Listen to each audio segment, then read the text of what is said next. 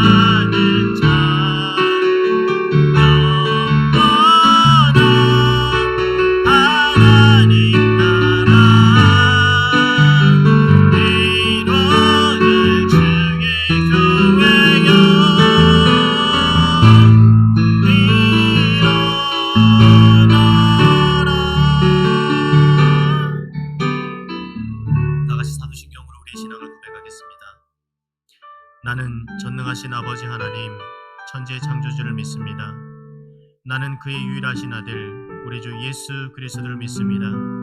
그는 성령으로 잉태되어 동정녀 마리아에게서 나시고 본디오 빌라도에게 고난을 받아 십자가에 못 박혀 죽으시고 장사된 지 사흘 만에 죽은 자 가운데서 다시 살아나셨으며 하늘에 오르시어 전능하신 아버지 하나님 우편에 앉아 계시다가 거기로부터 살아있는 자와 죽은 자를 심판하러 오십니다.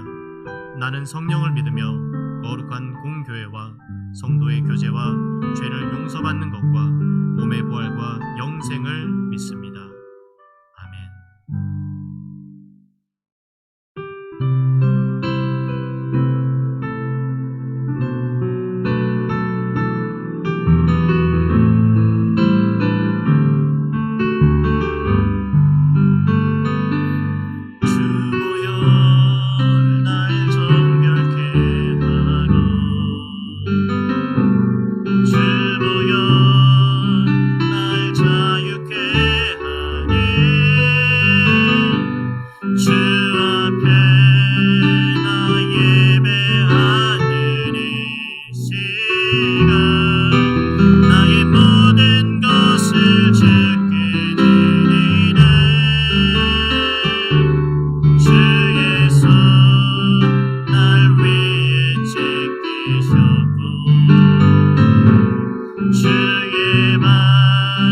날 위해 맡기셨으니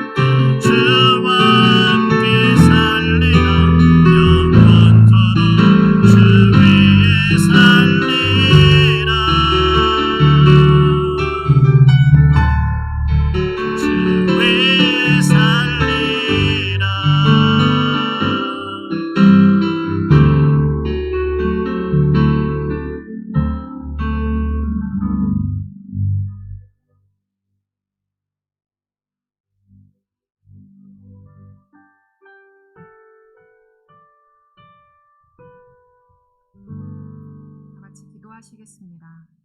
여호와를 의지하는 자는 시온산이 흔들리지 아니하고 영원히 있음 같도다. 시편 125편 1절 말씀. 아멘.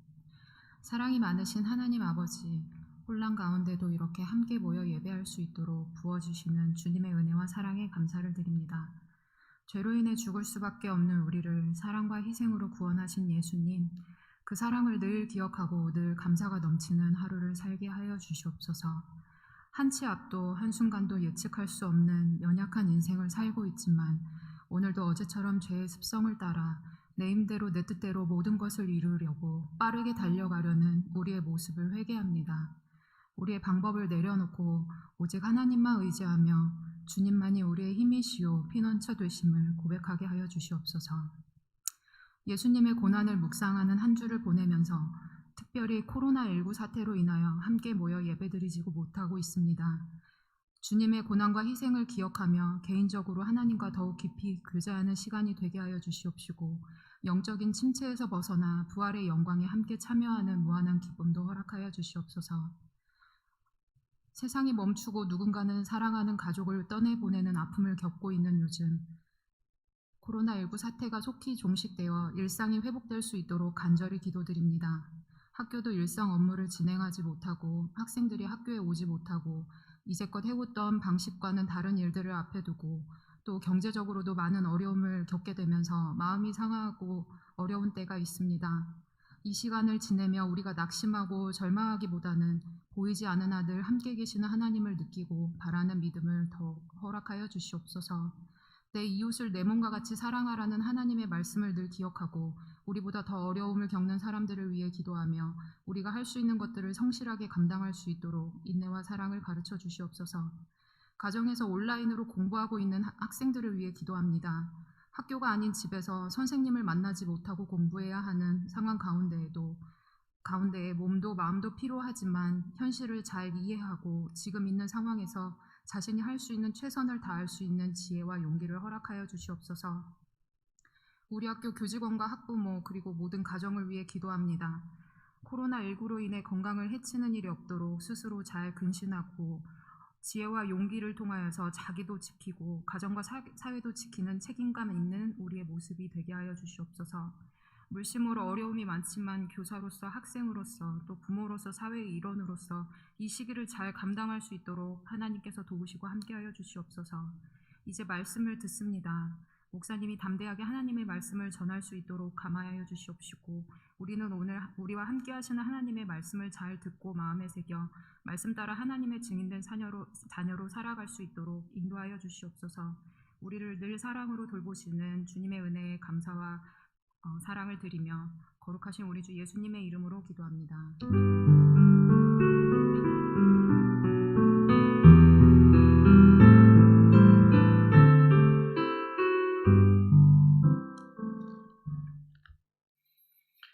오늘 함께 나눌 하나님 말씀은 누가복음 4장 16절에서 30절까지 말씀입니다. 누가복음 4장 16절에서 30절까지의 말씀을 제가 읽어드리겠습니다. 예수께서 그 자라나신 곳 나사렛에 이르사 안식일에 늘 하시던 대로 회당에 들어가사 성경을 읽으려고 서심해 선지자 이사야의 글을 들이거늘 책을 펴서 이렇게 기록한 데를 찾으시니 곧 주의 성령이 내게 임하셨으니 이는 가난한 자에게 복음을 전하게 하시려고 내게 기름을 부으시고 나를 보내사 포로된 자에게 자유를 눈먼 자에게 다시 보게 함을 전파하며 눌린 자를 자유롭게 하고 주의 은혜의 해를 전파하게 하려 하심이라 하였더라. 책을 덮어 그 맡은 자에게 주시고 앉으시니 회당에 있는 자들이 다 주목하여 보더라. 이에 예수께서 그들에게 말씀하시되 이 글이 오늘 너희 귀에 응하였느니라 하시니 그들이 다 그를 증언하고 그 입으로 나오는 바 은혜로운 말을 놀랍게 여겨 이르되 이 사람이 요셉의 아들이 아니냐. 예수께서 그들에게 이르시되 너희가 반드시 의사야 너 자신을 고치라 하는 속담을 인용하여 내게 말하기를 우리가 들은 바 가버나움에서 행한 일을 내 고향 여기서도 행하라 하리라. 또 이르시되 내가 진실로 너희에게 이르노니 선지자가 고향에서는 환영을 받는 자가 없느니라. 내가 참으로 너희에게 이르노니 엘리야 시대에 하늘이 3년 6개월간 닫히어 온 땅에 큰 흉년이 들었을 때에 이스라엘에 많은 과부가 있었으되 엘리야가 그중 한 사람에게도 보내심을 받지 않고 오직 시돈 땅에 있는 사렙다의 한 과부에게 뿐이었으며 또 선지자 엘리사 때에 이스라엘에 많은 나병 환자가 있었으되 그 중에 한 사람도 깨끗함을 얻지 못하고 오직 수리아 사람 나만 뿐이었느니라. 회당에 있는 자들이 이것을 듣고 다 크게 화가 나서 일어나 동네 밖으로 쫓아내어 그 동네가 건설된 산 낭떠러지까지 끌고 가서 밀쳐 떨어뜨리고자 하되 예수께서 그들 가운데로 지나서 가시니라. 아멘. 오늘 본문은 예수님께서 어려서부터 자라고 성장하신 나사렛에서 있었던 일입니다.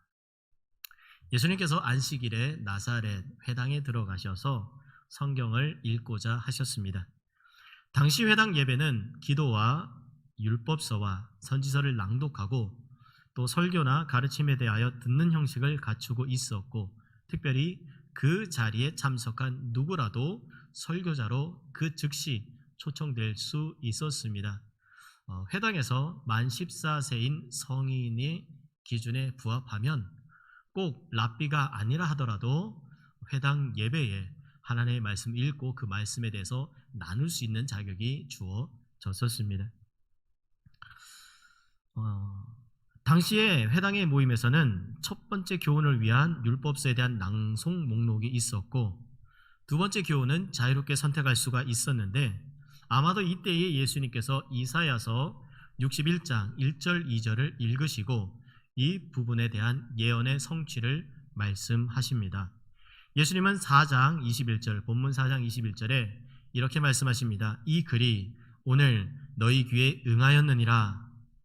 여기서 응하였느니라는 헬라어는 플레오로로서 채우다, 충만하다 라는 뜻입니다. 이 본문을 공동번역 성경으로 보면 이렇게 기록되어 있습니다.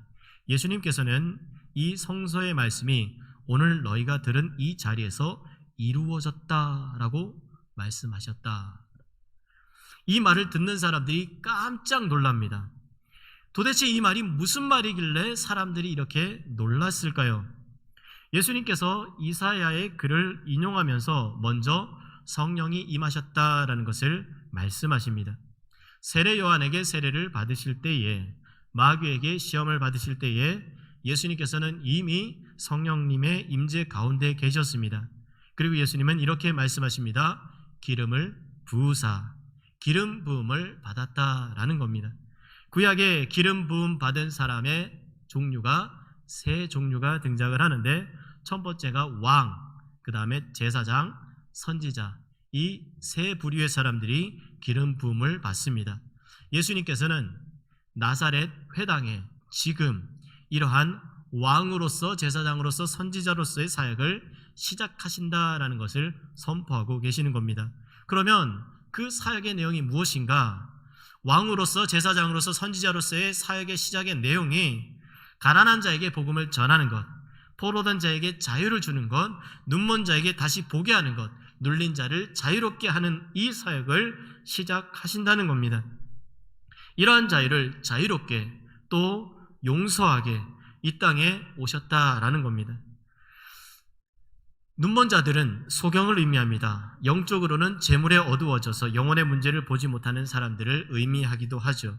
또 그리고 사로잡힌 자들, 포로된 자들, 전쟁에서 패배한 자들, 신체적인 의미에서는 질병에 사로잡힌 것을 의미하기도 하고, 영적으로는 죄에 사로잡힌 것들을 의미하기도 하는 가난한 사람들, 육체적으로도 가난하기도 하지만 영적으로도 가난하여 늘 갈급해하는 그런 사람들, 눌린 자들은 깨어진 자들을 의미하는 것이죠.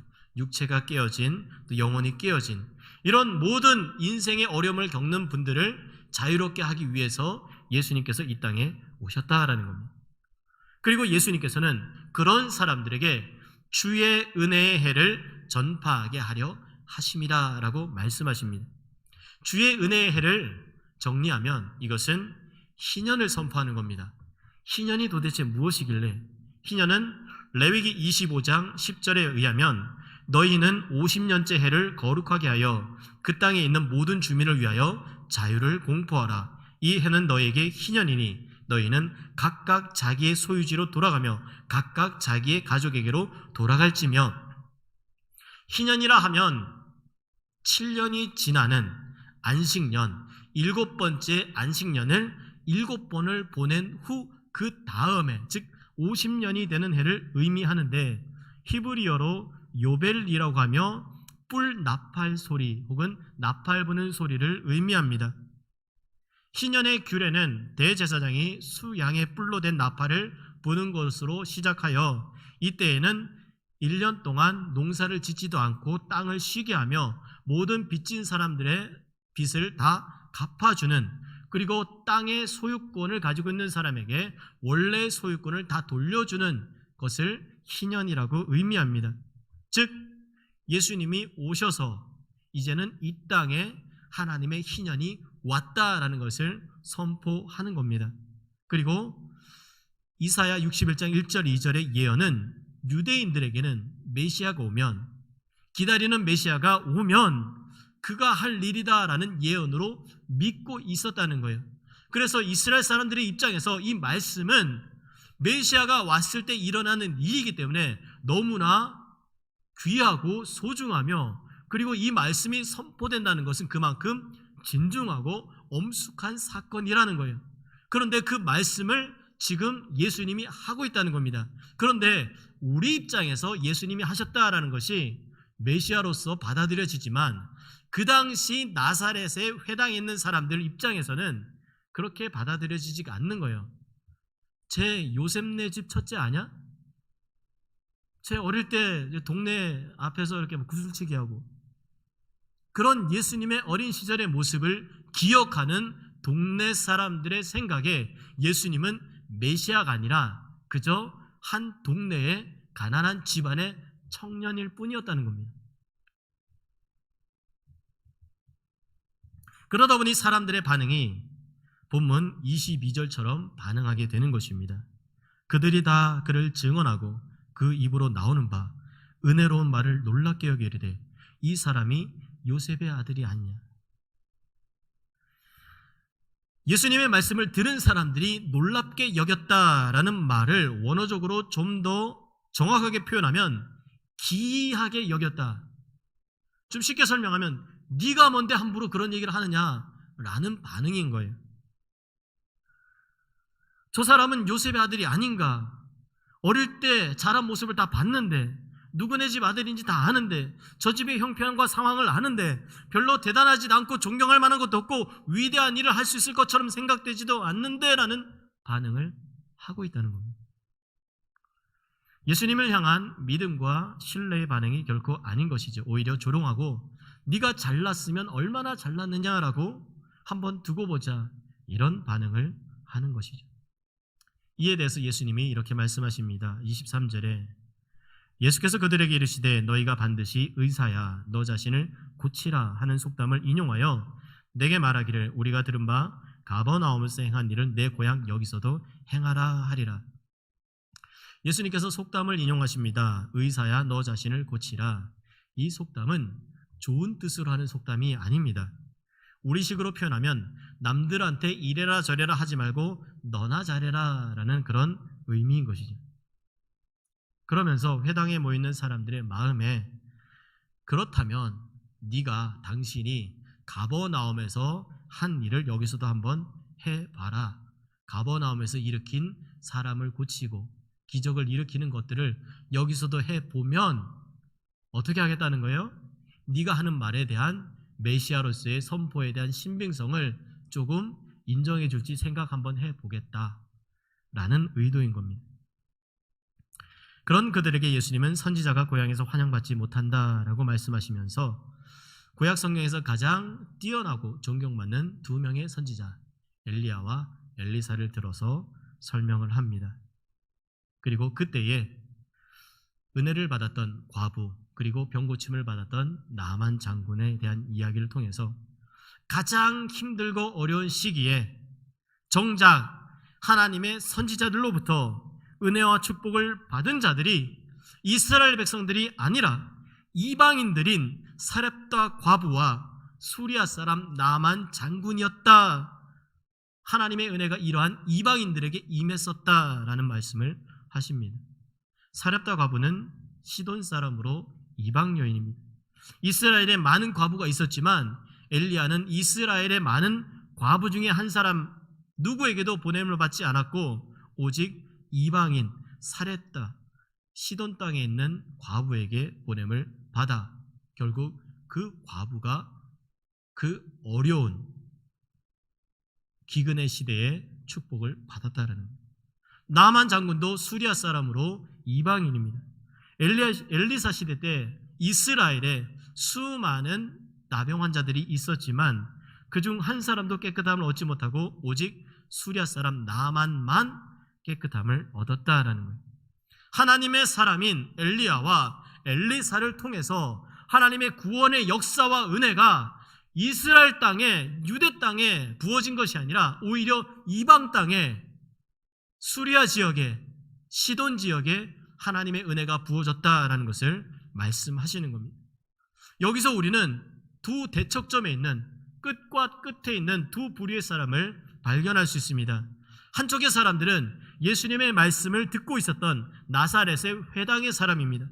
그들은 성경의 말씀을 들었고 예수님의 말씀을 들었습니다. 그러나 나사렛 회당에 있었던 사람들은 이방인을 위한 하나님의 구원 계획을 이해하지 못했던 것이죠.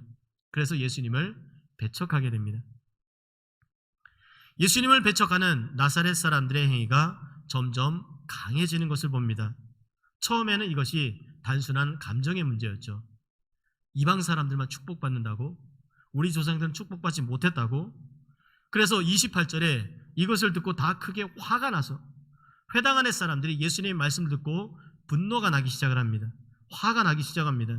그리고 분노한 사람들이 폭력적인 행동으로 자신의 분노를 표출합니다. 29절에 일어나 동네 밖으로 쫓아내요. 예수님을 동네 밖으로 쫓아내서 몰고 갑니다. 그리고 세 번째로 이러한 폭력적인 행동이 살인적인 모습으로 나타납니다.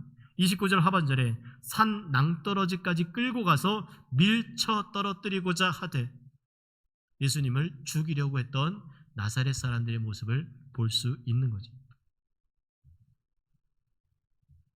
그리고 나사렛 회당의 사람들과 다른 예수님의 모습을 보고자 합니다.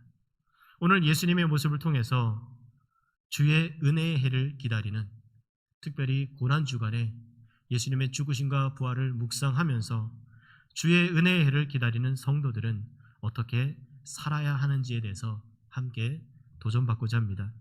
첫 번째로 오늘 누가복음과 이사야 말씀에서 예수님께서 우리에게 가르쳐 주시는 것은 기름 부음을 받은 자가 취해야 할 행동에 대한 책임입니다. 4장 18절에 전파하라는 단어는 헬라어로 케리소로서 고지하다, 알리다, 크게 선포하다, 사자가 되다, 사자로서의 직무를 수행하다라는 의미가 있습니다.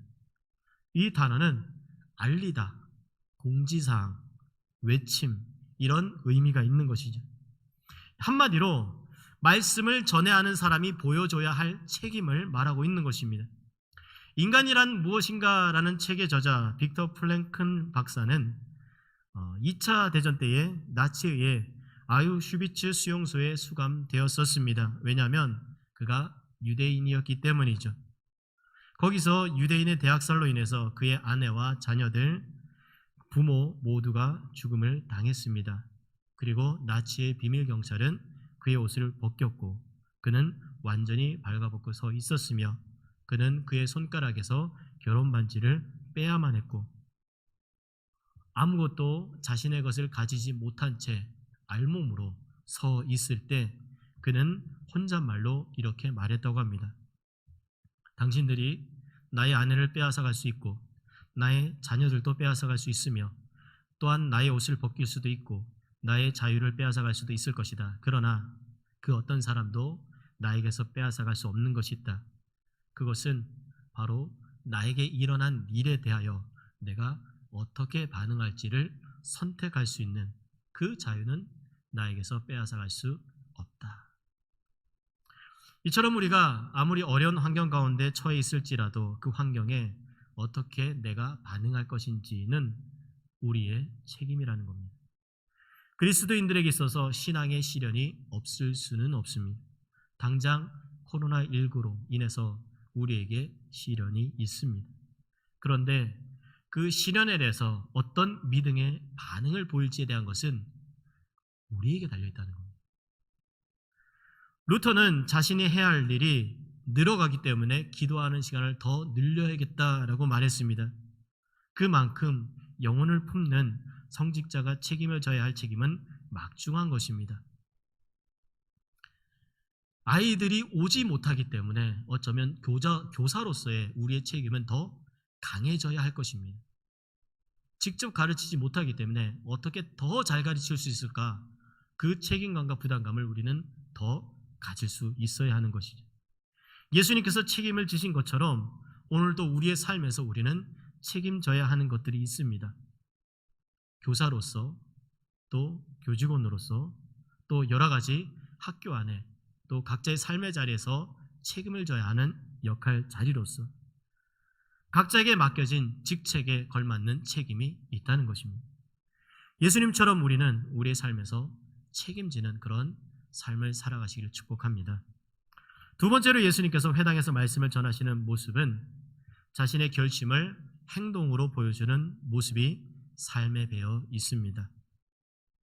팻 맥나건의 바보들은 항상 결심만 한다라는 책 제목이 있습니다. 행동하지 않는 결심은 일장춘몽에 불과한 것이죠. 무조건 행복할 것이라는 책의 저자 그레첸 루비는 목표는 도달하는 것이고 결심은 지키는 것이다 라고 말합니다. 심리학자 스티븐 헤이스는 대학생들을 대상으로 목표 공개 여부에 따른 성적의 변화에 대해서 실험을 합니다. 첫 번째 집단은 자기가 받고 싶은 목표 점수를 구성원들에게 공개하게 합니다. 두 번째 집단은 목표 점수를 마음속으로만 간직하게 하고 세 번째 집단은 목표를 갖지 않게 했습니다. 실험 결과 목표를 공개한 집단이 다른 두 집단보다 현저하게 높은 점수를 받았고 목표를 마음속으로 간직한 집단은 목표 설정을 하지 않은 집단과 크게 다르지 않는 것으로 나타났습니다. 마음의 생각을 어떻게 만들어가는가에 따라 행동이 달라진다는 겁니다. 또 우리의 결심을 어떻게 선포하느냐에 따라서 우리의 삶이 변할 수 있다는 겁니다. 우리의 결심을 삶으로 나타내려면 마음속으로만 생각해서는 안 된다는 겁니다. 입으로 선포하고 행동하고 움직여야 한다는 겁니다. 예수님의 삶은 행동하는 삶이셨습니다. 우리도 우리의 삶에서 직접 행동해야만 하는 일들이 있습니다. 하지 않으면 안 하면 편합니다. 그러나 움직이지 않으면 아무 일도 일어나지 않는다는 거예요. 교회는 세상을 변화시켜 나갈 수 있어야 하고 살아있고 생명력이 있기 때문에 우리가 교회라 부릅니다. 우리 학교도 마찬가지입니다. 변화되어져야 되고 살아있어야 되고 움직여야 하는 것입니다. 삶을 변화시켜 나갈 수 있는 살아있는 생명력 있는 그런 저와 여러분들, 결단하고 행동하는 저와 여러분 되시길 축복합니다. 세 번째로 누가복음 4장 16절에 보면 예수님께서는 늘 하시던 대로 말씀을 전하십니다. 예수님께서는 복음을 전하고 말씀대로 살아가는 삶을 습관처럼 하신 겁니다. 미국 듀크대 연구진이 발표한 논문에 따르면 우리가 매일 행동하는 행동의 40% 정도가 의사결정의 결과가 아니라 습관 때문이라고 합니다. 습관의 힘이라는 책의 저자 잭 디 하치는 일상적인 행동의 90%는 습관을 바탕으로 하고 있다라고 말합니다. 도스토옙스키는 인간의 첫 반평생 동안 얻은 습관으로 나머지 반평생을 살아가는 존재다라고 합니다. 그만큼 습관이 우리의 삶에 미치는 영향은 크다라는 거죠. 영국의 런던 대학교 제인 위들 교수팀은 일반인들을 대상으로 같은 행동을 얼마나 반복해야 생각이나 의지가 없이도 그 행동에 대해서 자동적으로 반사하는지에 대한 실험을 했다고 합니다. 예를 들면 식사 후에 과일 한 조각 먹기, 저녁 먹기 5분 전에 달리기, 이런 건강 관련 행동 중에 한 가지를 선택해서 실천하게 했다고 합니다.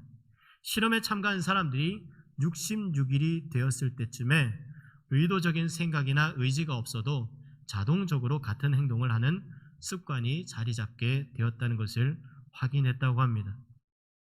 66일이라는 시간은 한 가지를 반복해서 새로운 습관이 자동적으로 반응하고 행동으로 옮겨지는 최소한의 시간, 기간, 새로운 습관으로 바뀌는 임계 시간이다라고 말합니다.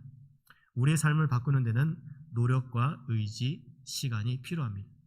그런데 우리가 한 가지 더 생각해 봐야 할 것은 우리가 반복적으로 일상적으로 하는 것을 습관이라고 말하기도 합니다. 그러나 버릇이라고 말하기도 합니다. 무엇이 습관이고 무엇이 버릇일까요? 좋은 것은 습관이라고 표현합니다. 그러나 좋지 않은 것은 버릇이라고 이야기합니다. 버릇도 만들어지는 것이라는 것. 우리가 일상적으로 잘못되고 나쁜 행동을 끊임없이 반복하게 되면 그것이 버릇이 되는 겁니다. 예수님은 12살 때부터 율법학자들과 성경 말씀에 대하여 질문하고 대답하는 그런 삶을 사셨습니다.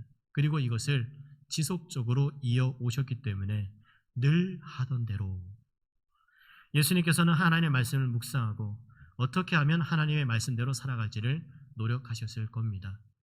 이 자리에 계신 사랑하는 여러분, 우리는 어떤 무엇을 습관처럼 하고 계십니까? 우리의 삶이 한 번에 변하지는 않습니다. 그러나 우리의 삶은 반드시 변화될 수 있습니다. 예수님처럼 우리도 늘 하던 대로 말씀과 기도의 삶을 살아가시기를 축복합니다. 혼자가 힘들면 함께 하면 됩니다.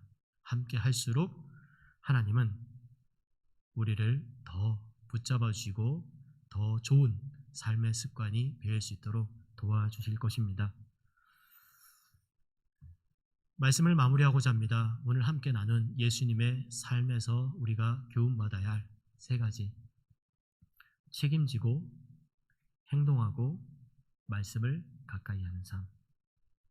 이런 삶을 통해서 주의 은혜의 해가 전파되게 되는 것, 하나님의 희년을 가져오는 것, 이것이 바로 예수님의 제자로 부름받은 저와 여러분들이 해야 할 사명인 것을 다시 한번 기억하며 우리 아까 부른 찬양 주의 손에 나의 손을 포개고, 특별히 이 고난주간에 예수님의 삶을 다시 한번 묵상하며 예수님의 가르침을 기억하며 그분의 삶과 그분의 가르침 앞에 우리의 삶을 다시 한번 포개는 그런 시간 되기를 소망합니다.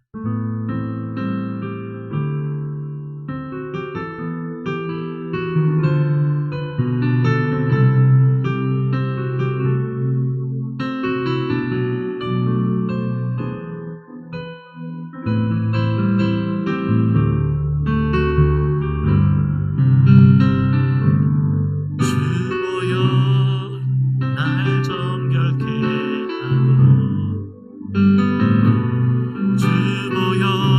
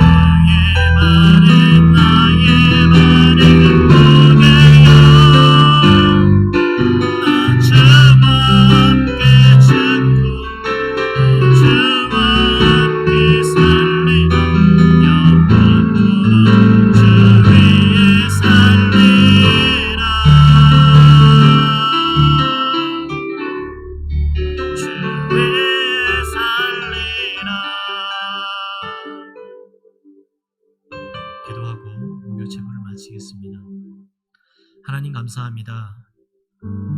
바쁜 일상 가운데도 함께 모여 이 시간 하나님께 집중하고 주목하여 말씀을 듣고 깨닫고 또 말씀대로 다시 한번 살아가기로 결단하는 귀한 시간을 허락하여 주셔서 감사합니다. 예수님처럼 책임지고 행동하고 말씀을 가까이 하는 삶을 통해서 특별히 우리 학교와 또 우리 교육 공동체를 더욱더 든든하게 세워가는 저희를 되게 하여 주옵소서. 비록 몸은 떨어져 있지만 온라인으로 수업을 진행하며 우리에게 맡겨진 귀한 우리 학생들을 책임지고 그들에게 배워야 할 올바른 학업을 가르치며 또 특별히 하나님의 말씀이 그들 가운데 잘 심겨질 수 있도록 그런 삶을 살아내는 이 시간 이 자리에 함께 예배드리는 우리의 모든 학생들과 우리의 모든 선생님들, 교직원들 다 되게 하여 주옵소서. 지금은 우리 주 예수 그리스도의 은혜와 하나님의 사랑과 성령의 교통하심이 온라인으로 오프라인으로 함께 예배드리는 모든 우리 학교의 학생들과 교직원들과 모든 학부모들과 이 자리에 함께한 모든 성도들 가운데 지금부터 영원토록 함께 있을지어다. 아멘.